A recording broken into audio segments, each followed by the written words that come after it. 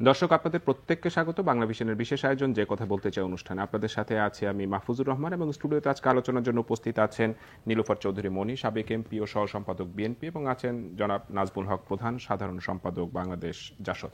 আপনাদের দুজনকে স্টুডিওতে স্বাগত। প্রধান ভাই, আপনাকে দিয়ে আলোচনাটা শুরু করতে চাই। আপনি জানেন যে এই সরকার আসতো 2 সপ্তাহের মতো, তো এখনই আমরা দেখছি যে ঢাকা সহ সারা দেশে আসলে বিভিন্ন সেক্টর থেকে এমন কোনো সেক্টর আসলে বাদ নেই যে বিভিন্ন দাবি দাওয়া নিয়ে তারা আন্দোলন করছে না। নতুন একটা সরকারের কাছে যদি এত প্রত্যাশা থাকে, এত দাবি দাওয়া, আন্দোলন, রাস্তায় তারা নামছেন, বিভিন্ন দাবি দাওয়া জানাচ্ছেন, এইটা কি নতুন সরকারের উপর একটা চাপ তৈরি করে কিনা? ধন্যবাদ আপনাকে, দর্শক শ্রোতাকে। প্রথম হচ্ছে যে এই আন্দোলনটা যে হলো, এই আন্দোলনটার সঙ্গে গুণগত আগের আন্দোলনটির পার্থক্য আছে। আমি একটু বলে নিতে চাই এই কারণেই, এবারই প্রথম ছাত্ররা একদম স্বাধীন সক্রিয়ভাবে আন্দোলনটা করছে। রাজনৈতিক দলগুলি আমরা দূরের থেকে আমরা নীতিগত সমর্থন করছি, হ্যাঁ পরের দিকে নামছি যার যার শক্তি অনুযায়ী, মেধা অনুযায়ী। এর আগে 69 যদি বলি বা 90-তে তো আমরা নেতৃত্ব দিছি, মনিও ছিল সেই সময়। 69-এ আমি তো কর্মী হিসেবে অংশগ্রহণই করছি। এই আন্দোলনের এইরকম অংশগ্রহণ কিন্তু এই অতীত আমি দেখি নাই, নাম্বার 1। নাম্বার 2 হচ্ছে ছাত্রদের প্রোগ্রাম ঠিক করার ক্ষেত্র, এটা একটা মারাত্মক মুন্সিয়ানা ছিল এখানটায়। তাহলে আমি বলতে চাচ্ছি কথাটা এই কারণেই, আজকে যারা আমরা এই হুরুম করে দাবি ধরে লাভ দিয়ে পড়তেছি, তারা এই 15 বছর কি করছিলাম, কথা বলিনি কেন, হঠাৎ করে নামতেছি কেন, উদ্দেশ্য কি? মানে আমি বলতে চাচ্ছি এই কারণেই যে সবাইকে একটু সংযম, ধৈর্য রেখে চলা উচিত। এই 15 বছর অপশাসনে আমাদের প্রশাসন বলেন, আমাদের বিচার বিভাগ বলেন, আমাদের পুলিশ প্রশাসন বলেন, আমাদের সিভিল আমলা প্রশাসন বলেন, আমাদের ইভেন সংসদ বলেন, সমস্ত জায়গায় আক্রোশটা কেন হয়েছে জনগণের? কারণ কোনোটাই প্রপারলি ফাংশন করতে পারেনি, কাজ করতে পারে নাই সরকার। এটা এটা এটা না ফ্যাসিস্ট, কি বলবো সরকারকে, কোনোভাবেই সংজ্ঞায়িত করা যায় না সরকারকে। অদ্ভুত কিম্বুত কিমাকার একটা শাসন সরকার তৈরি করছে। দিনের ভোট রাতে করা, নিজেরা ভোট করা, মানে যা ইচ্ছা তাই করা। ফলে এই জেনারেশন জেড যেটাকে আমরা বলতেছি, যারা এই আন্দোলনটা করলো, এটা তো একটা মারাত্মক, এটা কি বলবো, আমি আসলে আমাকে এক সিএনজি ড্রাইভার বলতে, স্যার এটা কল্পনার মধ্যেও ছিল না, ভাবনার মধ্যেও ছিল না। তাহলে ওরা এটা কনসিভ করতে পারছে। ফলে আমরা যারা বিভিন্ন পেশার লোক, রাজনৈতিক দল, যারা আমরা এখনই মনে করতেছি যে ভোট হয়ে যাক, আমরা আসবো ক্ষমতায়, অথবা যারা সাইনবোর্ড পাল্টিয়ে দলে যোগদান করতেছি আসতেছে না, এই সবাইকে সংযমী হওয়া উচিত এবং সবাইকে চেক করা উচিত। যদি আমরা এটা ফেল করতে, যদি ফেল করি আমরা এটা করতে, তাহলে আমার ধারণা জাতির জন্য আমাদের খুব খারাপ দিন অপেক্ষা করতেছে। কারণটা হচ্ছে যে যে ছাত্র সমাজ এইটা আমাদের, আমি বলবো সিনাই নিয়ে আসছে জীবনের বিনিময়ে। আমি যদি সাইদকে বলি, তাই না, আলিঙ্গন করতে, এর আগেও গুলি খাইছে, আসাদ মরে নেই তা না, আমাদের জাফর জনমজামেল কাঞ্চনের সাথে মরে নেই তা না, আমার কিন্তু এইরকম বুক পেতে দিয়ে মরা, এটা কিন্তু অতীত হয় নাই। এবং একটা পুলিশের যে ভাষ্য, ওই যে ডিসি বোধ হয় উনি, যে একটা গুলি করে একটাই মরে, বাকিটি যায় না, তাই না, যায় না। এই যে দাঁড়ানো, এবং আমি দেখছি যে আর্মির সামনেও যে দাঁড়ানো, 50 মিটার এগোচ্ছে, 50 মিটার দাঁড়ানো, করেন গুলি। এই যে ঘটনাটা ঘটে গেল, এই ঘটনাটাকে আমরা কেন সংকীর্ণ স্বার্থে আমরা ব্যবহার করতে চাচ্ছি? আমি যে সমস্ত পেশার লোক যাদের দাবি দেওয়া, সবাইকে অনুরোধ করতে চাই। আমি বলতে গেলে আমি এখন সিনিয়র সিটিজেন, আমি আর কয়েক মাস পরে 70 সুইসিড পড়বো আর কি। তা আমি রাজনীতি, আমার ছোট থেকে আমিও রাজনীতি করছি, ক্লাস 9 থেকে রাজনীতি সিরিয়াসলি বক্তৃতা দিয়ে করছি একদম। তাহলে আমি এই জাগরণ বা এই গণ অভ্যুত্থান আমি দেখি নাই। লোক বলে অনেক ক্ষতি হয়েছে, লোক যে ঘটনা ঘটছে 3-4-5 দিন পুলিশের কোনো অ্যাক্টিভিটি ছিল না। তাহলে এখানটায় ছাত্রদের কারণে হোক, আমাদের সন্তানদের কারণে হোক, আমরা অটো একটা, হ্যাঁ এর মধ্যে 2-একটা বদমাশি হয় নাই তা না, 2টা বাড়ি পুড়ছে, 2টা গাড়ি পুড়ছে, তাই হয়েছে, বা সরকারি দলের উপর একটা গেছে, ঝাপটা গেছে, যাবে, খুব স্বাভাবিক এটা। কিন্তু তারপরেও আমি এদেরকে ধন্যবাদ দিব এবং জনগণকেও ধন্যবাদ দিব যে আমরা ধৈর্য সহ্য সহকারে এই আন্দোলনটাকে সংগঠিত করার ক্ষেত্রে বাপ মা ভাই বোন সবাই সহায়তা করছে। ফলে আজকে যে পেশার লোকেরা, যে রাজনৈতিক দলের লোকেরা কালকে ক্ষমতার স্বপ্ন দেখে লাভ দিয়ে উপদেষ্টার সামনে চেয়ারে উঠতেছেন দাবি দেওয়া নিয়ে, কোথায় ছিলেন বন্ধু? এত বিপ্লবী ফাল দিয়ে উঠলেন, আমার তো মনে হয় ভালো করে দাঁড়াইতেও পারেন নাই, প্রফেশনে আছেন, লাভ দিয়ে আমি দেখলাম যে টিভিতে না, আপনি উঠে গেলেন চেয়ারে, নিজেরাই দলাদলি শুরু করেছেন, মারামারি। একটু শান্ত হন। আমরা দেখেছি এই বাংলাদেশটার সৃষ্টির সঙ্গে যুক্ত ছিলাম, আমরা আসি, এখনো ভবিষ্যৎ থাকবো। এই যে এখন যে দাবি দেওয়া, এর ভিতরে কি আসলে কোনো বদ উদ্দেশ্য আপনি দেখতে পারেন কিনা, এটা জবাবটা নেব। আমি একটু মনিয়া আপনার কাছে জানতে চাই, সেটা হলো যে শিক্ষার্থীদের যে আন্দোলনের পরে শেখ হাসিনার পতন হলো, উনি পালিয়ে গেলেন, তো তারপরে তো শিক্ষার্থীরা বলছে যে দেশের রাষ্ট্রে একটা সংস্কার প্রয়োজন। আপনারা বিএনপি কি মনে করেন যে আপনাদের দলের ভিতরে একটা সংস্কার প্রয়োজন? এই প্রয়োজনীয়তাটা কি আপনারা অনুভব করেন কিনা? ধন্যবাদ আপনাকে। যারা শুনছেন আমার শুভেচ্ছা অভিনন্দন। আমার সহ আলোচক নাজমুল ভাইকে শুভেচ্ছা। দেখেন, এই যে একটা আন্দোলন, এই যে নাজমুল ভাই 15 বছর বললো, আমি আরো 3 বছর যোগ দিই, 18 বছর। এই 18 বছর বাংলাদেশ কোনো গণতন্ত্র দেখে নাই। কোনো মানে দিনকে দিন প্রত্যেকটা সেক্টর ধ্বংস হয়ে গেছে। এই প্রতিটা সেক্টরকে গণতন্ত্রহীনতা থেকে শুরু করে একদম ধ্বংস করা।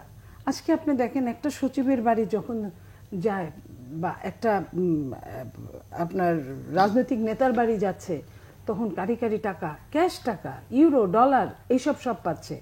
তার মানে একটা দেশ কোন পর্যায়ে চলে গেলে এই অবস্থাটা হয়। সেটা থেকে কিন্তু প্রত্যেকটা মানে মানুষের যেমন শিক্ষা নেওয়ার আছে, ঠিক তেমন তার চেয়ে বেশি শিক্ষা নেওয়ার আছে রাজনীতিবিদদের। তো রাজনীতিবিদরা যদি মনে করে যে একটা কিছু হয়ে গেছে, আমি মুই কি হনুরে, এটা এই হনুরে বাংলাদেশের মতো মানুষগুলোর কাছে হয়তো সহ্য করে, কিন্তু এটা এই হনুরে বেশিক্ষণ বেশি দিন টিকা যায় না। শেখ হাসিনার মতো স্বৈরশাসক আমরা বলেছি, আপনারা সবাই চুপ করে থাকতেন এবং আপনারা বাধ্য হয়েছেন, সেটাও যেমন সত্য, এটাও তেমন সত্য। আজকের ছেলেরা যেভাবে উজ্জীবিত হয়েছে, চাইলে আপনারাও পারতেন, চাইলে আমরাও পারতাম। আমরা আন্দোলন করেছি, বছর বছর আন্দোলন করেছি, আমরা রাজপথে থেকেছি, কিন্তু এটাও সত্যি, আমরা একটা দুইটা গুলি শব্দ পেলে আমরা কিন্তু আবার সব ফাঁকা হয়ে গিয়েছি। কিন্তু আমাদের সন্তানরা যেটা আমাদের দেখিয়েছে, যে ওই যে কথাটা বললেন যে স্যার একটা গুলিতে একটা মরে, বাকিগুলো তো থেকে যায়।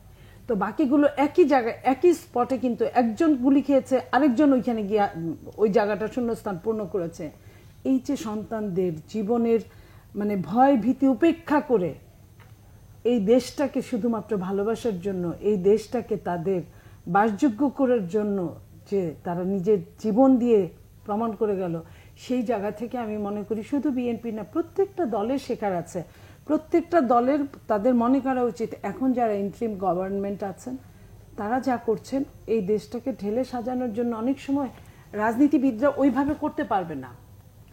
কারণ এদের কিন্তু এরা যারা আছেন তারা তাদের জবাবদিহিতার জায়গাটা নাই, কিন্তু রাজনীতিবিদদের একজনকে খুশি করলে আরেকজন বেজার, এই জিনিসটা তারা বারবার চিন্তা করে। আর কিছু মানুষ কিন্তু প্রত্যেকটা রাজনৈতিক দলে কিছু মানুষ ভেজাল করার জন্য যথেষ্ট, তারা থেকেই যায়।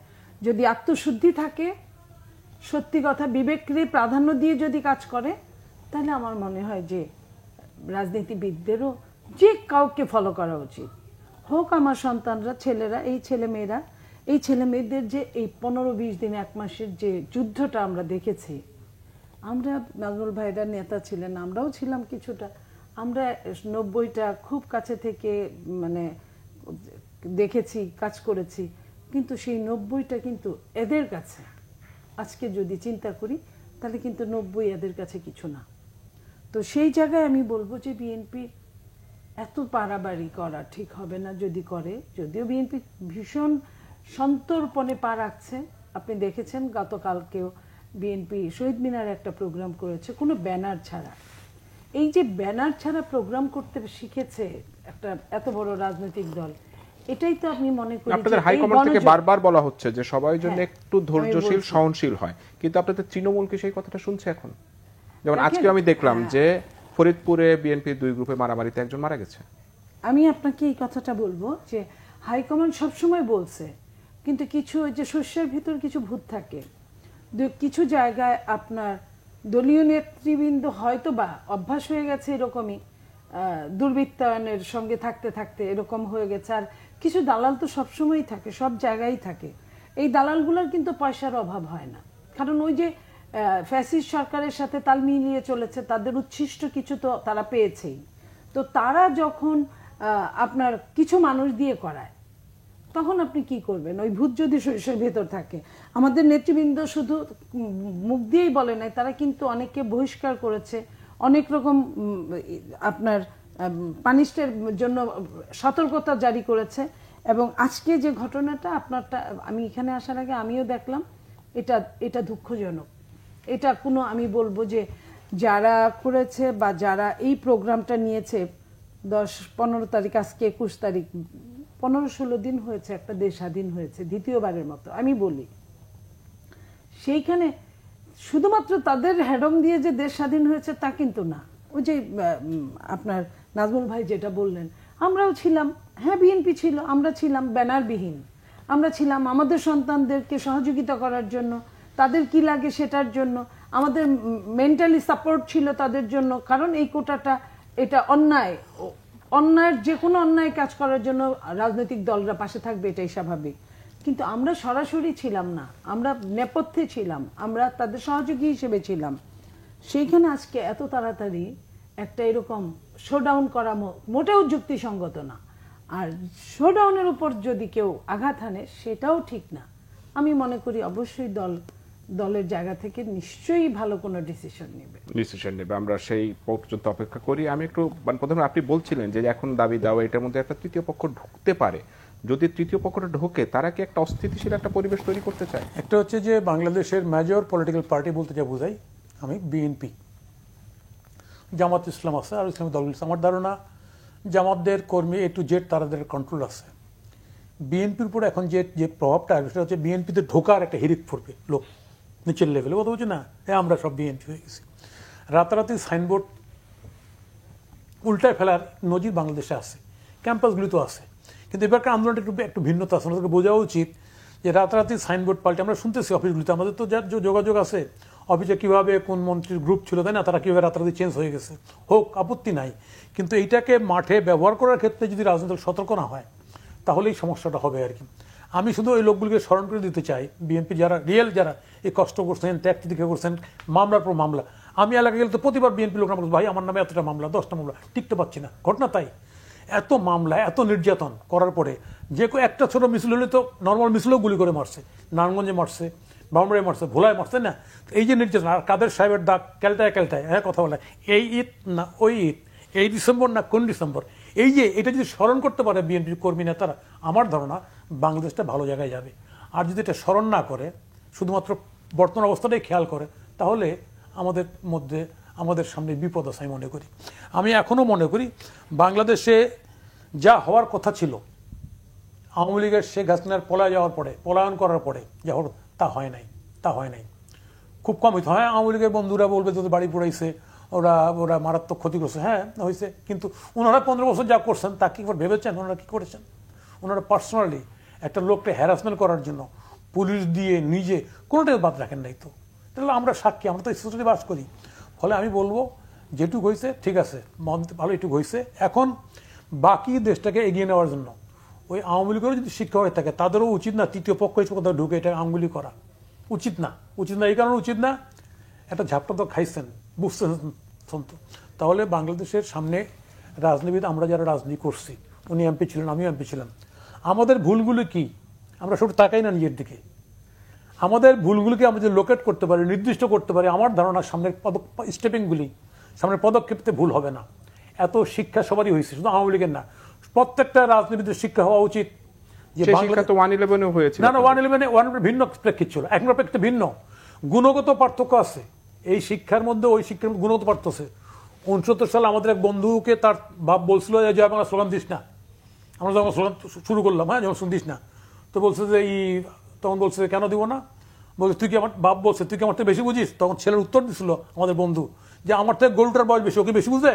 তোর বাপ আমাদের স্কুলে এসে কমপ্লেন করছিল যে ছেলেটা বেয়াদব হয়ে গেছে। আমি বলছি এই যে যুব সমাজে অধ্যত্ত বেয়াদবি, এটা কখনো জাতির জন্য আশীর্বাদ। আমি সেই আশীর্বাদটাকে ধারণ করে আমি বলবো, এখন যারা রাজনীতি আমরা যারা করি, আমাদের তো অস্থির হলে চলবে না, আমাদের হিসাব নিকাশ করেই পা ফেলা উচিত। কাল ক্ষমতা ছিলাম না কিছু, ক্ষমতায় মন্ত্রী ছিলাম, এমপি ছিলাম, দেখছি তো আমরা। হ্যাঁ, আওয়ামী লীগ তো এক নাগারে তো কারো ভোট টোট না দিয়ে 16 বছর থাকলো, এটাও তো দেখলাম আমরা। তারপর কি পরিণতি হলো? ফলে এই সামগ্রিক পরিণতি খেয়াল করে আমরা যদি সত্যি চাই এই দেশটার মধ্যে এত শহীদের বিনিময়ে মুক্তিযুদ্ধ, তারপরে ক্রমান্বয়ে এত শহীদ, এবার প্রায় 1000 খানেক লোক সব বেরোবে তাই না, মারা গেছে, শহীদ হয়েছে, ছাত্র, শিক্ষক, শিশু, কোনোটাই বাদ যায় নাই। যেটা মুক্তিযুদ্ধ শিশুরা মারা যান, এবার প্রায় 38-42 জন শিশু মারা গেছে, কথা বুঝছেন? তাহলে এই জায়গাটা দাঁড়িয়ে আমরা যদি সতর্ক না হই, সাবধান না হই, যদি আগের মতোই মনে করি যে লড়কে লেঙ্গে পাকিস্তান, তাই না, তো ভুল করব। আমি সেই জায়গাটায় আমি A to Z যারা রিয়েলি পলিটিশিয়ান আছেন, কেন্দ্র থেকে প্রান্ত মতো, ছোট নেতা বড় নেতা মতো, সবার কাছে আকুতিটাই করতে চাই, এই আহ্বানটাই করতে চাই। আসেন আমরা ধৈর্য সহ্য সহকারে বর্তমান অপশাসনের সৃষ্ট জঞ্জাল যেগুলি আছে এগুলিকে পরিষ্কার করতে সহায়তা করি। এখানটায় দুর্নীতি আছে, অস্বাভাবিক। প্রধানমন্ত্রী বললো না আমার পিয়ন 400 কোটি টাকা নিয়ে গেছে, ওই 400 কোটি টাকা, ওই 400 টাকা উনি দিয়েছেন পিয়নকে, উনি বলছেন এটার নামেও তো উনি জেল খাটেন। মানে এরকম অসংখ্য ঘটনা আছে। প্রত্যেকটা এমপি ডিসি কয় নৌকায় ভোট দেন, আছে না? তাহলে সামগ্রিক বিষয়টা এটা তো শুধুমাত্র রাজনীতিবিদ না, প্রশাসনকে কলুষিত করছে, আমাদের পুলিশ প্রশাসনকে কলুষিত করছে, সামগ্রিক বিষয়। ফলে এখানটা সময় তো দিতেই হবে আমাদের। সেই সময়টা দেওয়ার জন্য আমি এখন যারা প্রতিদিন দাবি দাবা উত্থাপন করছে না, তাদেরকে সতর্ক করার জন্য বলতেছি। দ্বিতীয়ত সরকারকেও, বর্তমান সরকারকেও এখানে দুর্বল হবার কোনো কারণ নেই। জনগণের মারাত্মক সমর্থন আছে আপনাদের প্রতি। ফলে আপনারা যদি কোনো রকম অন্যায় কাজে প্রবৃত্ত না হন, আমার বিশ্বাস আপনারা যে কোনো কাজ করতে পারবেন যদি অন্যায় কোনো কাজ না করেন। আমি সেই দিকটা খেয়াল রেখে আপনাদেরকে বলবো, আপনারা দায়িত্বটা, যে দায়িত্ব নিয়েছেন সেই দায়িত্বটা সঠিকভাবে পালন করেন আপনারা। গতকালকে আমরা দেখলাম যে সচিবালয়ের ভিতরে এইচএসসি পরীক্ষা বন্ধ করার জন্য একটা দাবি দেওয়া ছিল এবং এইচএসসি পরীক্ষাটা নেওয়া হবে না বলা হলো। আজকে শিক্ষা উপদেষ্টা বললেন যে আসলে এটা বিকল্প একটা চিন্তা ভাবনা হতে পারত। মানে সিদ্ধান্ত নেওয়ার ক্ষেত্রে খুব তাড়াহুড়া করা হচ্ছে কিনা? একটা হচ্ছে যে রাজনীতিবিদ হলে একটু সুবিধা ছিল, আবার অসুবিধাও ছিল। সেটা হচ্ছে যে এরকম ক্রাইসিসে এরকম ডিমান্ড আসবে। আর এটা নজিরের প্রথম না যে ছাত্রদের এই পরীক্ষা দিবে না। আমরাও যেমন 71 সালে মার্চ মাসে মুক্তি শুরু আমাদের পরীক্ষা ছিল, আমরা দেশ স্বাধীনের পরে কনভিন্স করছি পরীক্ষা, একটা পরীক্ষা হয়েছিল পাকিস্তান আমলে, ওটা বাতিল হয়ে গেছে। আমরা দেশ স্বাধীনের পরে 300 নম্বরের পরীক্ষা দিচ্ছি, আমাদের পরের ব্যাচ ওরাও 3 মাস পর 300 নম্বর পরীক্ষা দিচ্ছে। এই 62 তো অটো গ্রাজুয়েট ছিল, ইভেন কি 46-47-এ এই মির্জা গোলাম আহমেদ লোক ল ফার্স্ট পাস ছিল, 47 সাল হওয়ার পরে বাকি এমনি অটো পাস দিয়ে দিচ্ছে। আচ্ছা এগুলো হয়, সেটা একটু সময় নিয়ে ভেবেচিন্তে করা উচিত ছিল। তৈরি না, ছাত্রকে বোঝানো ছিল যে yes will do, let us sit for some time, আমি একলাই সিদ্ধান্ত নিলে হবে না। তাহলে এটা ঠিক হতো। আমি এটাতে আমি খুব বেশি ক্ষতি হয়ে গেছে আমি মনে করি না। বাকি যে বিষয়গুলি আসতেছে আমাদের কাছে, চাপ যেগুলি, শিক্ষকদের করো ওই জায়গায়, এই যে ধরেন যে প্রশাসনে আমি দেখলাম এতগুলি প্রমোশন পেল এখানে। হ্যাঁ, গত গভর্নমেন্টের ডিপ্রাইভ ছিল, গত গভর্নমেন্টের আমলে কেউ যদি দুর্নীতির কারণে যদি সাজা হয়ে থাকে চাকরি যেতে পারে, ওরকমও তো হয়েছে, আছে না? যেমন এক ডিসিট কেলেঙ্কারি দেখলাম, নারী কেলেঙ্কারি, এক ডিসিট পলিটিক্যাল ওকে উইথড্র করলো। তাহলে সামগ্রিক বিষয়ে এটা কি গড় করা হয়েছে, সবার জন্য করা হয়েছে? আমি একটা রেফারেন্স দিই, আজকে আমার ছোট্ট রেফারেন্স দিই।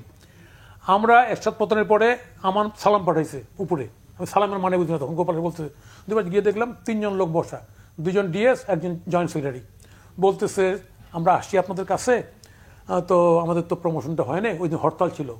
তা আমার তো বসে বুঝি মিষ্টি চাটা আনাইছে, তা আমার একটা মেজাজটাই খারাপ হয়ে গেলো। আমি একদিনকে চিনতে পারছি, হি ওয়াজ ডিসি ইন রাজশাহী। আমি আপনি এতক্ষণ ডিসি ছিলেন না? আমার পার্টির লোক অ্যারেস্ট ছিল, আমি গেছিলাম যে দেখা করে অ্যালাউ করেনি। হ্যাঁ ছিলাম। আমি how you dare to come here, why you appear before viva বসি in hartal period, why you appear, why you come here, আমার সামনে একদম চোখ মুখ করে, মিষ্টিও খায় না। হ্যাঁ বাবারা আপনার অনেক দূর উপরে যাবেন, নিতে দেবেন। হ্যাঁ, তো এরকম তো প্রভোগ করতে আসবেই। সেই প্রভোকেশনটাকে, তাই না, আমাদেরকে তো মোকাবেলা করতে হবে। তো আমরা এরশাদ পতনের সময় জানেন আমরা, হ্যাঁ অনেক কেস ছিল, আমরা বলছি কোনো মার্ডার কেস উইথড্র হবে না, কোনো ক্রিমিনাল কেস উইথড্র হবে না, অল পলিটিক্যাল কেস উইথড্র হবে। তাহলে এই যে বিষয়গুলো, এই বিষয়গুলো দেখতে হবে। তো আজকে ধরেন যে আওয়ামী লীগের নিজেদের এই 15 বছর নিজেদের মধ্যে অনেক হত্যাকাণ্ড আছে। আমি বলছি যে তাহলে এখন যদি আমি রাজনীতি বিবেচনার সমস্ত কেস প্রত্যাহার করি তাহলে তো হইল না। তো ওই রকম প্রমোশনের ক্ষেত্রে সরকারকেও এখানে এত আন্দোলন হলেই হবে না। বহুত আন্দোলন দেখছি আমরা যে এখন প্রমোশন দিতে হবে সবাই। আমরা একদম ডিপ্রাইভ ছিলাম, go through the proper case, প্রত্যেককে বিবেচনা করতে হবে। সেটার জন্য আসলে সময় দিতে হবে। মনিয়াপা, আপনার কাছে যাচ্ছে, আপনি বলছিলেন যে আসলে সর্ষের ভিতরে ভূত থাকে, আপনাদের দলের ভিতরে ওই যে ইদানিংকালের কিছু ঘটনা ঘটলো, আপনারা বলছেন সর্ষের ভিতরে ভূত। এই যুক্তিটা কি এখন আমি মানতে পারি? কারণ আপনারাই কিন্তু এই আওয়ামী লীগের সমালোচনা করছেন 16 বছর, যে আওয়ামী লীগের ভিতরে কিছু ঘটলেই তারা বলতো অনুপ্রবেশকারী শিবির ঢুকে গেছে, বিএনপি ঢুকে গেছে। আপনারাও যদি এখন এই যুক্তিটা দেন, এটা কি জনগণ মানবে? আমি নাই যে ঢুকে গেছে, আমি বলেছি যে ভূত থাকতে পারে, থাকে। সেটা আপনাকে ঢুকে গেছে সেটা না, আপনার এটা তো দালালিও হতে পারে। আমরা মানুষ, আমাদের মধ্যে অনেক রকম প্লাস মাইনাস অনেক কিছুই থাকে। আপনার আমি ক্লিয়ার কথা বলেছি, আমি দ্বিতীয়বার ওটা বলতে চাই না। আমি যেটা বলতে চাই সেটা হলো যে এই যে যেমন ধরেন মারামারিটা হলো, আপনি যে কথা তুললেন এখান থেকে আসুক, মারামারিটা হলো, আওয়ামী লীগের সভানেত্রী পালিয়েছে, দেশ ছেড়েছে, আওয়ামী লীগের কিছু এমপি মন্ত্রী দেশ ছাড়তে পেরেছে, বাকিগুলো কিন্তু কেউই দেশ ছাড়ে নাই, তারা দেশের মধ্যে ঘাপটি মারা আছে এবং তাদের কাছে হিউজ পরিমাণ পয়সা, হিউজ, যে একটা ইউনিয়ন পরিষদের আপনার চেয়ারম্যান বা মেম্বারের কাছে শত কোটি টাকা থাকে, বাসা থেকে বের করা হচ্ছে কোটি কোটি কারি কারি টাকা ক্যাশ। তো সেই জায়গায় তাদের তো পয়সা দিয়ে বাংলাদেশে কেন অনেকখানি টাকায় কিনা হয়, আমরা কিন্তু পরেই বড় হয়েছি। তো তারা যে করে নাই, আজকে ফরিদপুরের যে ঘটনা, ফরিদপুর তো আওয়ামী অধ্যুষিত একটা এরিয়া ছিল, যদিও বিএনপি ভোটে সবসময় জিততো ওই জায়গাগুলা, তাদের ভেতরে যে কেউ নাই। এখন আমার যদি একটা আত্মীয় যদি আওয়ামী লীগ করে, আমি হয়তো তাকে একটা সাপোর্ট দিব বা বলবো কয়দিন লুকায় থাক, পরে দেখছি। কিন্তু বাংলাদেশে সবাই সবার আত্মীয় ঘুরে ঘাড়ে। তো এই যে এই মানুষগুলাই কিন্তু পরে কিন্তু অনেক বড় বড় অকারেন্স ঘটায়। তো সেই অকারেন্সগুলো যাতে না ঘটে সেটার জন্য আমি বলবো যারা এখন ক্ষমতায়, তারা যদি আইনের দণ্ডটা এমন হয়, আইনের শাসন যেটা অবর্তমানের জন্য বাংলাদেশ ভঙ্গুর রাষ্ট্রে পরিণত হয়েছে, সেই আইনের শাসনটা যদি বলবৎ থাকে, এখন আমি অন্যায় করলে আমাকে ধরবে, সেম অপরাধ আপনি করলে আপনাকেও ধরবে, সেম অপরাধ আপনার বাসার কাজের লোকটা করলে একই অপরাধী হবে। কাজের লোকের জন্য একরকম আইন, আমার জন্য বা আপনার জন্য একরকম আইন, বা উপদেষ্টাদের জন্য একরকম আইন, এটা তো হতে পারে না। সেই জায়গাটায় যদি আইনের অনুশাসন থাকে, পাশাপাশি যদি এই যে আমি আবারও বলছি যে এই যে জুজুর ভয় দেখিয়েছে, একটা সময় ছিল আপনার মনে পড়ে নিশ্চয়ই, জঙ্গিদের কথা বলা হতো, কথায় কথায় জঙ্গি নাটক ফেদে যেত, আসলে কিন্তু বাংলাদেশে জঙ্গি নাই। তো এখন কিন্তু আমরা ওই নাটক দেখতে চাই না। আমাদের বাচ্চারা কিন্তু আমাদের চেয়ে আগে বুঝেছে যে এই যে চেতনা বিক্রি করে খাওয়া, আমরা মুখ দিয়ে বলে বলে ফেনা তুলেছি, কিন্তু কেউ বিশ্বাস করেছে কিনা জানি না। এখন আমার মনে হয় অবশ্যই বিশ্বাস করেছে, কারণ বিশ্বাস করেছে বলেই এই যে আমরা কোনো কিছুই বৃথা যায় না পৃথিবীতে। এই যে আমরা বলেছি আমাদের সন্তানরা যদি কিঞ্চিত দেখে থাকে বা অনুধাবন করে থাকে, এই চেতনাটা যে বিক্রি করে খাওয়া যায় এটা তারা বুঝতে পেরেছিল, যে কারণে এই চেতনা কিন্তু 2024 সালে কোনো কাজ করে নাই। এখন আমাদের সামনে একটাই চেতনা আছে, সেটা হলো আমাদের সন্তানরা, এই প্রজন্ম।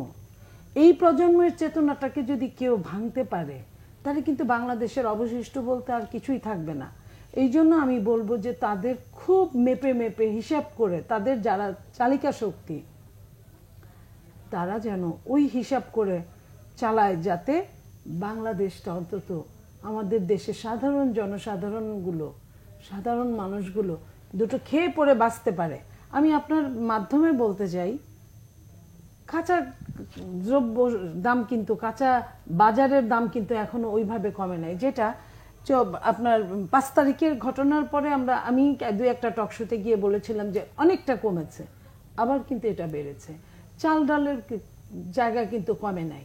এই জায়গাগুলোয় যদি নজর দেয়, মানুষ কি চায়, সরকার আমাকে কি টাকা দিয়ে পয়সা দিয়ে বড়লোক বানায় দিয়ে যাবে, এটা চায় না।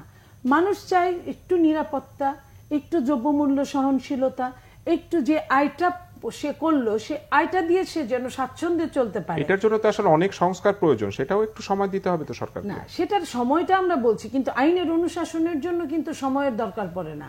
আইনের অনুশাসন যতটা বলবৎ হবে, এখন হিসাবটা এখনই থাকা উচিত। এখনের হিসাব যদি 5 বছর পরে যায়, ওটা কিন্তু ম্লান হয়ে যায়। আইনের অনুশাসনটা যদি জায়গামতো থাকে, তাহলে অটোমেটিক সবগুলো সোজা হতে বাধ্য। আরেকটা জিনিস আমি আলোচনা ফিরবো, ছোট্ট একটু বিরতি নিয়ে আসা। দর্শক, এতক্ষণ আপনারা দেখছেন যে কথা বলতে চাই অনুষ্ঠান। এই পর্যায়ে ছোট্ট একটু বিরতি, বিরতির পরে আবারও ফিরে আসছি আলোচনায়।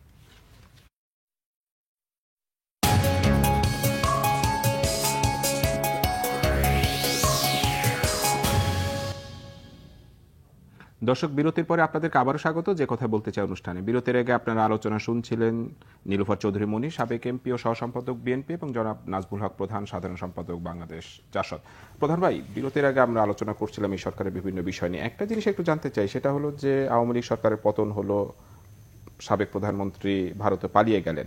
আজকে প্রেস ক্লাবে একটা সেমিনার ছিল, সেখানে সমাজের বিশিষ্টজন, বিশেষ করে ফরহাদ মজহার ছিলেন। উনি একটা মন্তব্য করেছেন যে ভারতে বসে পতিত স্বৈরাচার শেখ হাসিনা ষড়যন্ত্র করছেন এবং যে কোনো সময় বাংলাদেশে একটা ম্যাসাকার করতে পারে ভারত। এই ওনার যে মন্তব্যটা এটা কি আসলে যৌক্তিক কিনা? ভারতকে এখন একটা ম্যাসাকার না, করার আমি মতো অবস্থা আসলে রয়েছে? মানে প্র্যাকটিক্যালি গোটা বিশ্ব তো এটা ধরেন যে জাতিসংঘর, যেটাকে জাতিসংঘ বলি বা রাষ্ট্রপুঞ্জ, এটা একটা নিয়মে চলে, তারপর কোথাও কোথাও ইন্টারভেনশন হয়। এটা আমার ধারণা ভারত এত বোকা না, এটা এটা রাইজিং একটা দেশ, তাই না, এর বড় দেশ, এবং সে হঠাৎ করে এখানটায় ঢুকে পড়বে, তাই না, এরকম কোনো আমি মনে করি না, even without the sanction of the জাতিসংঘ। ফলে বাংলাদেশে এখন ওই পরিবেশ হয় নাই যে পরিবেশ, তবে হ্যাঁ এটা ঠিক, শেখ হাসিনা যেহেতু প্র্যাকটিক্যালি উনি তো পলায়ে গেছেন, এটা তো সত্য। উনি তো যেমন বঙ্গবন্ধুর মৃত্যুটা যদি বলি, এটা তো উনি একটা বীরত্বপূর্ণ মৃত্যু হয়েছে বঙ্গবন্ধুর, কথা বুঝছেন না। শেখ হাসিনা লাইক কাওয়ার্ড, উনি চলে গেছেন। এটা আগেই বক্তৃতায় অনেকে রাজনীতি নেতা আসিফ নজরুল বক্তৃতা দিয়েছেন পলায়ে যাবেন, এবং উনি পলায়ে গেছেন। উনি তাহলে উনি আওয়ামী লীগকেও সিকিউর, জাতি তো দূরের কথা, আওয়ামী লীগকেও সিকিউর করতে, নিরাপত্তা দিতে পারেন নাই। তো এরকম একটা শাসনের রেজাল্ট এরকমই হয়। ফলে ওইখান থেকে উনি ওনার দু একটা বার্তা আসছে। আমি এখান থেকে বলতে চাই ইন্ডিয়ান গভর্নমেন্টকে, ওনার এইসব কথাবার্তা অ্যালাউ করা উচিত না, ফোন টোন তাই না অ্যালাউ করা উচিত না। কারণ উনি কোন স্টেটে আসছেন সেখানে ভারতের বিভিন্ন দল কথা তুলছে অলরেডি। তো ফলে ওনার তো চেষ্টা থাকবেই যে আমি যে ঘরে থাকতে পারলাম না সেই ঘর জ্বলে গেলে পুড়ে গেলে, এরকম থাকে না মানসিকতা, আমার সুবিধা কি। ফলে ওনার এরকম মানসিকতা থাকতেই পারে, এ তো অসম্ভব কিছু না, অযৌক্তিক কিছু না, অসম্ভব কিছু না। সেই জায়গায় আমি দেশবাসীকে সতর্ক থাকতে বলতেছি। পাশাপাশি আমরা যারা বিভিন্ন সময় কথা বলছি, আমি এখানটায়, ভারত আমার প্রতিবেশী দেশ, ভারতের অনেক জিনিসকে আমি পছন্দ করি না, এটাও ঠিক। আবার এটাও ঠিক আমাকে ভারতের প্রতিবেশী বসবাস করতে হবে। তাহলে আমার রাইটটা, আমার যৌক্তিক ডিমান্ডটা আমাকে প্রপারলি তুলতে হবে, নেগেটিভ ওয়েতে না। নেগেটিভ ওয়েতে তুলে আমার কোনো লাভ হবে না। ফলে সেই জায়গাটা দাঁড়িয়ে আমি এখন আমরা যারা কথা বলছি রাজনীতিবিদ হিসেবে, তাই না, তাদেরকে একটু এই কথা বলার ক্ষেত্রে একটু সংযমী হওয়া উচিত। ইচ্ছা করলে যা ইচ্ছা তাই বলা যায় না। আমরা দেখছি বাংলাদেশ অতীতের ঘটনাগুলো কীভাবে ঘটছে। এখানটায় আমরা যদি বলি বঙ্গবন্ধু সপরিবারে হত্যা, এখানে যদি আমরা দেখি জিআর কিলিং, তাই না, এই ঘটনাগুলি ঘটছে এখানটায়। তাহলে এখানটায় দুটো হত্যাকাণ্ডই কিন্তু খুব মর্মান্তিক। জিআর পপুলারিটি তুঙ্গে ছিল তখন, হ্যাঁ, বঙ্গবন্ধুর পপুলারিটি কম ছিল ওই সময়, হ্যাঁ, কিন্তু ঘটনাগুলো ঘটছে, জেলখানায় হত্যা হয়েছে, অসংখ্য খারাপ ঘটনা ঘটেছে, তারপরেও কিন্তু ভারত ঢোকে নাই। তো ফলে এইভাবে কথা বলা আমি যৌক্তিক মনে করছি। তবে হ্যাঁ, আরেকটা বিষয় এই জায়গাটা একটু জানতে চাই, নতুন সরকার আসলো, অধিকাংশ দেশই তো এই নতুন সরকারের সাথে কাজ করার ব্যাপারে আগ্রহ প্রকাশ করছে। ইন্টারন্যাশনালি কি কোনো চাপ তো দৃশ্যমান নেই? সরকারের কাছে ইন্টারন্যাশনাল কোনো চাপ এখনো আমি মনে করি নেই। এবং আমি তো ভারতের অপোজিশন, আন্দোলনটা যখন চলে মমতা ব্যানার্জি থেকে শুরু করে, অপোজিশন রোলটাকে তো আমি মারাত্মকভাবে অ্যাপ্রিসিয়েট করতে চাই, বিকজ এবং সেই রোলটার কারণে কিন্তু বিজেপির ভূমিকাটা কিন্তু গৌণ হয়ে গেছে, আপনি খেয়াল করেন। আর বিজেপি কোনো মুভ করতে পারেনি। ইভেন কি মমতাকে, আমাদের এখান থেকে তো মমতার বিরুদ্ধে চিঠি দেওয়া হয়েছে। তাহলে আমাদের প্রতিবেশী দেশ ভারতের পশ্চিমবঙ্গ, তাই না, এবং অন্যান্য ইভেন কি ত্রিপুরা, সবাই মিলে এখানটা হেল্প করছে। তো ফলে এই জায়গায় আমাদের কথা বলার ক্ষেত্রে আমার ধারণা, আমরা এমন কোনো কথা বলবো না যে কারণে আমাদের সম্পর্ক অবনতি হতে পারে, ক্ষতি হতে পারে উভয়েরই। সেই জায়গাটা আমাদের এখানটা কয়েকটা সমস্যা আছে। এক, আমাদের প্রতিবেশীর সঙ্গে আমরা ডিলটা কীভাবে করবো নতুন গভর্নমেন্ট, আমার ধারণা প্রপারলি করবে। কারণ ইউনুস সাহেব, ডক্টর ইউনুস, উনি well connected with the world, তাই না। ফলে যারা গেছেন এর মধ্যে আমাদের পররাষ্ট্রমন্ত্রী যিনি আছেন, তাই না, বর্তমান সচিব যিনি আছেন, আমি ওনার বহুদিন ধরে ওনার লেখাটাকে ফলো করে কথাবার্তা, হিজ ওয়েল ইকুইপড। ফলে যারা এসছে, আসিফ নজরুল সাহেব আছেন, আদিল রহমান শুভ্র আছেন, তাই না, একদমই খারাপ হবে বলে মনে হয় না আমার কাছে সামগ্রিক সম্পর্ক রক্ষার ক্ষেত্রে, এবং যে টাস্কটা ওনারা ঠিক করছেন এখন এটাকে এগিয়ে নিয়ে যাওয়ার ক্ষেত্রে। ফলে আমার কাছে তো অসুবিধা আমি দেখি না, যদি আমরা রাজনীতিবিদরা যদি সহনশীলতার পরিচয় দিই। হ্যাঁ, এখানটা একটা বিষয় উনি বলছেন আমাকে পার্সোনালি, আমাদের মনিয়াপা, যে ওনাদেরও সামগ্রিক সিদ্ধান্ত নেওয়ার ক্ষেত্রে যে গভর্নমেন্ট আছে, রাজনৈতিক নেতৃত্বের সঙ্গে একটা সংযোগ এটা হতে পারে, এটা হওয়া উচিত মনে করি আমি, যে সংযোগ রক্ষা করে যদি কাজগুলি করেন আমার ধারণা ভালো হবে। সেটা তো বেশ কয়েক দফা তো রাজনৈতিক দলের সাথে বৈঠকও হলো না, বৈঠক খুব তড়িঘড়ি করে বৈঠক করছে, আমরাও যেমন দাওয়াত পাইনি। আমরা নিবন্ধিত দল নাম্বার 1, নাম্বার 2 আমরাও এই আন্দোলনের সাপোর্ট করছি। আমরা 18 সাল থেকে গভর্নমেন্টের ওই রাতের নির্বাচন থেকে আমরা সিসিটিও করছি এবং বলছি, কিন্তু তড়িঘড়ি করে বলছি। গভর্নমেন্টের কাছে প্রপার তালিকাও নেই, লিস্টও নাই। ফলে গভর্নমেন্টের সামগ্রিক পদক্ষেপ নেওয়ার ক্ষেত্রে গভর্নমেন্টের সংস্থাগুলি আমার ধারণা এখনও প্রপারলি ফাংশন করছে না, কাজ করছে না। ফলে গভর্নমেন্টের যেমন প্রধান দায়িত্ব হচ্ছে এখন পুলিশ প্রশাসনটাকে রিঅর্গানাইজ করা, সিভিল প্রশাসনকে রিঅর্গানাইজ করা, তাই না, আর্থিক যে বিশ্বকট রয়েছে সেটাকে একটা ফরমায় ফেলা। আমার ধারণা সব কাজই করছে গভর্নমেন্ট, কিন্তু বাট এটার সঙ্গে পলিটিক্যাল পার্টির বা পলিটিক্যাল লিডারদের, তাই না, একটা সম্পর্ক স্থাপন করা দরকার গভর্নমেন্টের। একটা আস্থার জায়গাটা আসলে তৈরি হয়। করা মনিয়াপা, দরকার। এই যে আমি যদি ইন্টারন্যাশনাল রিলেশনের কথা ধরি, যে বিগত 16 বছরে ভারত বা চায়নার সাথে কি বিএনপির খুব ভালো সম্পর্ক ছিল?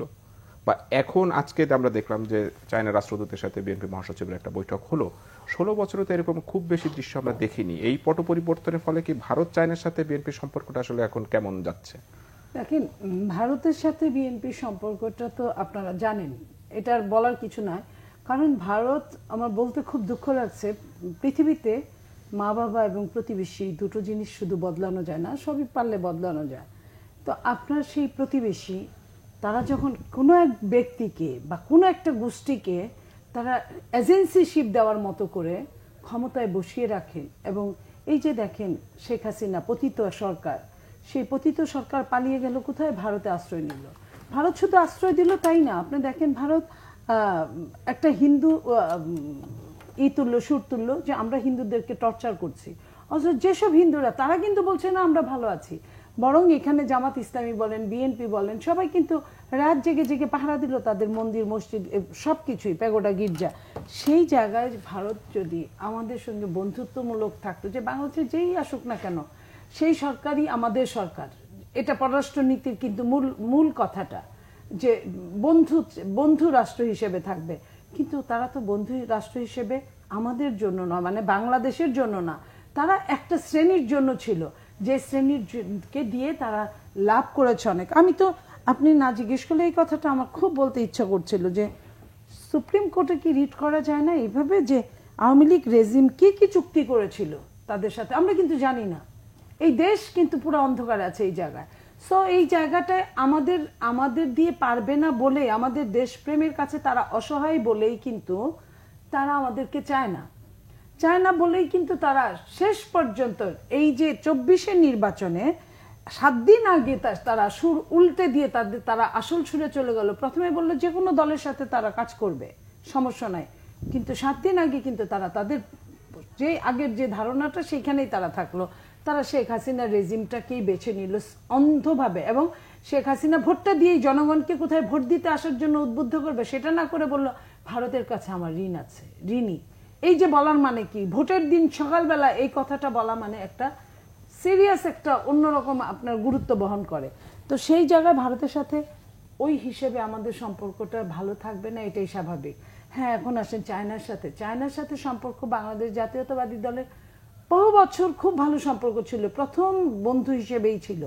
তারপরে আপনার তাইওয়ান নিয়ে শাসন আমলে তো চায়নার সাথে খুব ভালো সম্পর্ক ছিল, সেইখানে হয়তো বা তাইওয়ান নিয়ে তাদের মধ্যে একটা হতে পারে, আমি আমার স্টাডি যেটা বলে একটু সমস্যা ছিল, যে সমস্যাটা বিএনপি চাইলে বা চায়না আকবরিয়া আসলে হতে পারতো, অনেক আগে এটা সমাধান হতে পারতো। কিন্তু ওই যে খাপটি মারা দালালদের কথা যে আমি বলেছি, আবারও আমি সেটাই বললাম, দালালরা এই কাজটা করতে দেয় নাই।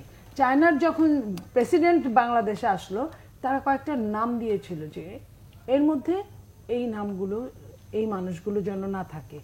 ওইখানে মিটিংয়ে গিয়ে দেখা গেছে যে ওই মানুষগুলোই আগে বসে আছে গিয়ে। এখন আপনি মনে করেন আমি বিএনপির সম্পাদক মণ্ডলীর সদস্য, কিছু কিছু জায়গা আছে আমাকে কিন্তু বলতে পারবে না ওই প্রোগ্রামে গেলে, যে ওই ছেলেগুলা যারা পাহারা দিচ্ছে তারা বলতে পারবে না আপনার যাওয়া নিষেধ আছে, যদিও ভেতরের আলোচনা, কিন্তু আমার চেহারা দেখার পরে কিন্তু বলতে পারবে না। তো এরকম হয়েছে, তারা সব পর্যায়ের, উচ্চ পর্যায়েরই ছিল। তো এখন আপনার মনে করেন যে আমি মনে করি আন্তর্জাতিক যে সম্পর্কটা, জিওপলিটিক্সে সকলেই আমাদের বন্ধু। যে আমার নেতা শহীদ প্রেসিডেন্ট জিয়াউর রহমান বলছে পররাষ্ট্রনীতিতে যে ভারত সহ সব দেশ সম্পর্কে, তার যে অন্য দেশের সঙ্গে আমার বন্ধুত্বের সম্পর্ক, কোনো দাসত্বের সম্পর্ক না, অধীনতার কোনো সম্পর্ক না। সেইখানে চায়নার সাথে আমাদের যে বন্ধুত্বের সম্পর্কটা, আমরা চাই যে এটা আবার পুনরায় চালু হোক, এই কারণে যে চায়না এখন বিশ্বের যে জায়গায় গিয়েছে তাদেরকে বাদ দিয়েও চলা যাবে না। আর বাংলাদেশকে চায়না বিভিন্নভাবে যে আর্থিক সহযোগিতা করেছে, আপনি আমি চাই বা না চাই, অনেকদিন তাদের সাথে আমাদের লেনদেনের অবস্থাটা থাকতে হবে। এখন আমরা যদি ভালো সম্পর্ক বজায় রেখে যদি লেনদেনটা আমাদের জন্য যদি সহজতর হয়, যে হ্যাঁ আমি এখন সমস্যা আছে, আপনি জানেন যে আওয়ামী রেজিম কি পরিমাণ টাকা লুট করে কয় টাকা ব্যাংকে রেখে গেছে, কিছুই নাই। এখন যেটা এই ইন্টারিম গভর্নমেন্ট যে সমস্যাটা ভোগ করছে বা যারাই আসুক করবে, সেইখানে আপনার চায়না যদি কিছুটা শিথিল করে যে আমার সুদটা আমি পরে নিলাম বা আরো 1 মাস 1 বছর বাড়িয়ে দিলাম, তাহলে কিন্তু আমাদের জন্য উঠে দাঁড়াতে অনেক সুবিধা হয়। এছাড়া যেটা আমি বলবো যে আজকে আপনার সঙ্গে যখন আমরা কথা বলছি, বাংলাদেশের অনেক জেলাগুলা কিন্তু, বর্ডার এরিয়ার জেলাগুলা কিন্তু বন্যায় সয়লাভ হয়ে গেছে। এটা কিন্তু কৃত্রিম বন্যা, এটা কিন্তু গেট খুলে দেওয়ার বন্যা। এই গেট খুলে দেওয়া, তারা আপনার তিস্তা ব্যারেজও করতে দিবে না, প্রকল্পও করতে দিবে না, আবার তারা আমাদের পানি সব নিয়ে যাবে। আবার এই পানিটা যখন বন্ধ থাকবে, যখন তারা বন্যার আশঙ্কা করবে, তখন সুইচ গেটগুলো ছেড়ে দিবে। এটা তো হতে পারে না। একটা মানুষকে কিছুক্ষণের জন্য বোকা বানিয়ে রাখা যায়, সারা জীবনের জন্য বোকা বানায় রাখা যায় না। অতএব ভারত যদি মনে করে যে এখনো 2-1টা আবরারকে হত্যা করলেই বোধহয় সব বাংলাদেশ চুপসে যাবে, তা বোধহয় হবে না। আপনারা এই যে চায়নার সাথে আগের চেয়ে একটু ভালো সম্পর্ক হচ্ছে আপনারা বলছেন, সেটা একটু রিবিল্ড করতে চান। ভারতের সাথে বিএনপির যে একটা দূরত্ব আছে, এই সম্পর্কটাও কি আপনারা রিবিল্ড করতে চান? হ্যাঁ, ভারত আমাদের প্রতিবেশী রাষ্ট্র, আমরা চাই না কারোর সঙ্গে আমাদের শত্রুতা থাকুক। সেটার প্রমাণটা আমরা বলি, ইলেকশনের আগ পর্যন্ত কিন্তু আমরা যখন নির্বাচনে গেলাম না, তখন বিএনপি একটা বড় দল, বিএনপি গেল না, বিএনপির সাথে ওনারাও গেল না, আরো অনেক দল গেল না নির্বাচনে, অধিকাংশ দল যখন গেল না, তখন একজন প্রতিবেশী কি করা উচিত ছিল? যদি তারা আমাদেরকে স্বাধীনতা যুদ্ধে সত্যিই সহযোগিতা করে থাকতো, তাহলে প্রত্যেকবার কোন সৃষ্টিকে কেউ ধ্বংস করে না, প্রতিবারই তাদের সহযোগিতা করার কথা ছিল। তা না করে তারা যেখানে কোনো নির্বাচনই হলো না, সেখানে তারা স্বীকৃতি দিয়ে দিল। এই স্বীকৃতিটা তো মানুষ তো একটা দেশ মেনে নিতে পারে না, একটা বিশ্বের অন্যান্য দেশও মেনে নিতে পারে না। তা আমরা তো চেষ্টা করেছি ভারতের সঙ্গে ভারত যাতে নিউট্রাল থাকে। ভারত নিউট্রাল থাকে নাই, থাকতে পারে নাই। তো যেহেতু ভারতের সরাসরি এখানে সম্পর্কিত, সরাসরি স্বার্থ, সেই জন্য থাকতে পারে না। আজকে আপনি দেখেন বাংলাদেশের ম্যাক্সিমাম ব্যবসায়ীদের ব্যবসার উৎসটা কোথায়? টাকাটা কে খাটাচ্ছে? কে এখান থেকে টাকাটা নিয়ে যাচ্ছে? আমাদের দেশে যদি 12-13 বিলিয়ন ডলার যদি আমাদের প্রবাসী ভাইয়েরা অর্জব করে পাঠায়, সেই টাকাটাই আপনার তার সিংহভাগ টাকা তারা নিয়ে যাচ্ছে বিভিন্ন চাকরির নাম বলে, বিভিন্ন আপনার এই যে চুক্তিগুলোর নাম বলে বিভিন্নভাবে ঠকিয়ে আমাদেরকে তারা এই টাকাগুলো আমাদের নিয়ে যাচ্ছে। তো আমরা যদি খুব বড় লোক হতাম, খুব ধনী হতাম, তাহলে নিলেও হয়তো আমরা কিছু মনে করতাম না। কিন্তু আমরাই তো হ্যান্ড টু মাউথ, আমরা দিন আনি দিন খাই, সেখানে আরেকজনকে দিলে আমাদের কিছুই থাকে না। এখন এই মুহূর্তে আমাদের যে অবস্থাটা, সেই অবস্থাটার জন্য আমি মনে করি ভারত রেখেছিল আওয়ামী লীগকে এই জন্য যে যা খুশি তাই করবে, তাকে কেউ কিছু বলবে না, একটা সিকিম বানিয়ে রাখবে, একটা হায়দ্রাবাদ বানিয়ে রাখবে, একটা কাশ্মীর বানানোর চেষ্টা করবে। সেটা তারা পারে নাই বলে তারা আবার ঘাপটি মারা শত্রুদের সাথে একতাবদ্ধ হয়ে যে আমাদের টর্চার করার চেষ্টা করবে না, এটা আমি বিশ্বাস করি করতেই পারে তারা। সেই জন্য আমি বলছিলাম এই ইন্টারিম গভর্নমেন্টকে যে তারা যে কোনো কাজে রাজনৈতিক ব্যক্তিত্বদের, লাইক আমি আমার কথা বাদ দিয়ে, আমি খুব জুনিয়র রাজনৈতিক ব্যক্তিত্বের সাথে বসে আসার আস্থার পরিবেশ তৈরি করা, ওনাদের যে বয়স হয়েছে, ওনাদের যে অভিজ্ঞতা হয়েছে, ওনাদের টাইপে তাদের সাথে কিছু দিন পর পর তাদের সাথে কথা বললে বা তাদের অংশীদারিত্ব কাউকে যদি সাথে রাখে, তাহলে আসলে অসুবিধা হয় না। কারণ রাজনীতি ছাড়া দেশ পরিচালনা হয় না ভালোভাবে, যেটাই বলি না। আমি একটু প্রথমে আপনার কাছে জানতে চাই, মনিয়াপা যেটা বলছিলেন আমাদের অর্থনীতির যে অবস্থাটা রয়েছে, আসলে অর্থনীতির অবস্থা তো কিছুটা খারাপ, অনেক চ্যালেঞ্জিং। 15 বছরের বিভিন্ন অনিয়ম, দুর্নীতি, ব্যাংক করাপশন সবকিছু এখন সামনে চলে আসতেছে। তো এইটা মোকাবেলা করা তো বর্তমান সরকারের জন্য সবচেয়ে বড় চ্যালেঞ্জ আপনি মনে করেন? না, এটা তো বললামই, আমি আগেই বলছি যে অর্থনীতি বিরাট চ্যালেঞ্জ, এটা ব্যাংকের শৃঙ্খলা আনা, এবং যেভাবে শুনেন মানে হিসেবের বাইরে, আপনি এগুলি বারবার বলা হয়েছে, মাল মোহিত সাহেবের মতো লোক বলতেছে যে ব্যাংক রাজনৈতিক বিবেচনা দেওয়া হচ্ছে, দরকার নাই, তো উনি দিলেন, লুটপাট করার জন্য দিলেন। আপনার আমাদের ছাত্রছাত্রী সেই সময় ঋণ খেলাপিদেরকে নমিনেশন না দেওয়া, এই দেওয়া দেওয়া, একটা নির্দিষ্ট অ্যামাউন্ট দিয়ে, এটা ছাত্রদের আমাদের স্লোগানই ছিল, এবং সেটা করে শেষে 5% দিয়ে রিশিডিউল করতে হইতো। এটা গভর্নমেন্ট এই লোটাস কামাল 2% দিয়ে রিশিডিউল করলেন। আবার এই সালমানের প্রমাণ বলেন, এই সালমান এটা কত যে সবসময় প্রতিবারই এটা যে ঋণ মাপ নিছেন হাজার হাজার কোটি টাকা। মানে সরকারটা, এই সরকার, আমি ওই জন্য বললাম ফ্যাসিস্ট, কি বলবো, এই সরকার গুম করছে লোককে, কন্ট্রাক্টের লোক হত্যা করছে সরকারের পক্ষ থেকে, এমনি মিছিলে, নর্মাল মিছিলে গুলি করে হত্যা করছে, সরকার পরিবর্তনের মিছিল না, নর্মাল সাধারণ মিছিলে বিএনপি গুলি করে হত্যা করছে। এই সরকার জনগণের ভোটটাকে কুলুষিত করে ক্ষমতা থাকছে, ফলে এই সরকার এমন কোনো কাজ নাই যা করে নাই। সময় দেওয়ার কথাটা ওই জন্যই আসতেছে। আর আমি এখানে আরেকটা বিষয় আমার মনিয়াপা যেটা বললো আর কি, মানে অ্যাজ এ হোল ভারতকে আমি গভর্নমেন্ট টু গভর্নমেন্ট ভ্যারি করে আমি একটা ছোট্ট রেফারেন্স দিতে চাই এখানটায়। আমরা জেনারেল জিয়ার আমরা জেলে ছিলাম, জানেন আমাদের পার্টি সেই সময় কর্নেল তারিফ আছে, জেলে ছিলাম। হঠাৎ করে দেখলাম, হঠাৎ করে একদিনে 10-12 জন কাদরিয়া বাহিনীর লোক চলে আসলো জেলের মধ্যে।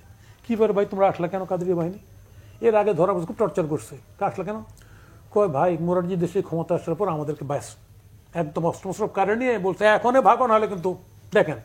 তা কাদরিয়া বাহিনী, যে কাদরিয়া বাহিনীকে অস্ত্রশস্ত্রে সহায়তা করতেছিল কংগ্রেস গভর্নমেন্ট, মোরারজি দেশে আসার পর সে কাদরিয়া বাহিনী যান সহকারে ভেঙে আসলো সব, এবং বর্ডারে সব ঠান্ডা হয়ে গেলো। তাহলে এগুলি গভর্নমেন্ট টু গভর্নমেন্ট ভ্যারি করে। ইয়েস, বিজেপি খুব ইন্টেনশনালি এখানটায় যে রাজনীতি করছে এটা খুব পরিষ্কার। ওইখানটায় হিন্দুবাদী রাজনীতি, এখানটায় মুক্তির চেতনা, তাই না? তো মেলানা তো ফলে এই অকামটা করতে কিন্তু এই ঘটনা ঘটছে, যার কারণে ওরা ধারণাও করতে পারে নাই এখানটা এই ঘটনা ঘটতে পারে। এতে যদি ওদেরও শিক্ষা হয় ভালো, মঙ্গল হবে। কিন্তু অ্যাজ হোল আমি বলবো যে অপোজিশন পলিটিক্স ভারতের যারা আছে তারা ডেফিনেটলি তারা এখানটায় খুব পজিটিভ রোল প্লে করছে এইবারকার। আর এর আগে অপোজিশন তো এর আগে তো মারাত্মক মার্জিনালাইজ ছিল, সাইজ ছিল, কোথায় ছিল না তাদের। তারপরে কিন্তু আপনি দেখবেন যখন মোদী সাহেব যখন আসলেন এখানে হত্যা করলেন, তখন কিন্তু মমতা বলছেন যে ও তো মোদী তো বাংলাদেশে গিয়ে তো দাঙ্গা লাগাই দিয়ে আসছে, এতগুলো মাইরে আসছে, এই ভাষায় বলছে উনি।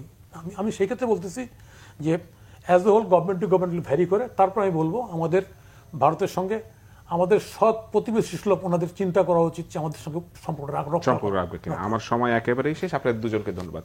দর্শক এতক্ষণে দেখছিলেন যে কথা বলতে চাই অনুষ্ঠান, আজকের মতো এখানেই বিদায় নিচ্ছি, সবাইকে ধন্যবাদ।